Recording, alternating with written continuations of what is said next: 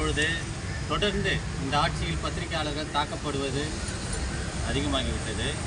இதற்கு தமிழக முதல்வர் அவர்கள் பொறுப்பேற்க வேண்டும்.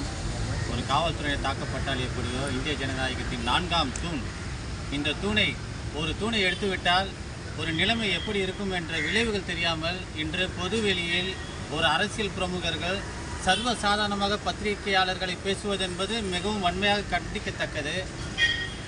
ஆகவே தமிழக முதல்வர் அவர்கள் இதனில் தலையிட வேண்டும் என்று நாங்கள் கேட்டுக்கொள்கிறோம். காரணம் என்னவென்றால், அவர் தோழமை கட்சியில் இருப்பது, மதிமுக வைகோ அவர்கள் தோழமை கட்சியில் இருப்பதால் தமிழக அரசு அவர் மீது நடவடிக்கை எடுக்காமல் இருப்பதால், ஆகவே எங்களுடைய கோரிக்கையை எடுத்துக்கொண்டு தமிழக முதல்வர் அவர்கள் உடனே அவர் பொதுத்தளத்தில் பத்திரிகையாளர்களை அவதூறாக செய்த அந்த செய்திக்காக மன்னிப்பு கேட்க வேண்டும் என்று கூறிக்கொள்கிறோம்.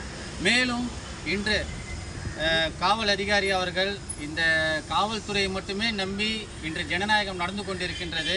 நாங்கள் காலையில் சுமார் ஒரு 2 மணி நேரம் காக்க வைத்தது மிகவும் வருத்தப்படக்கூடிய ஒரு விஷயமாக இருக்கின்றது.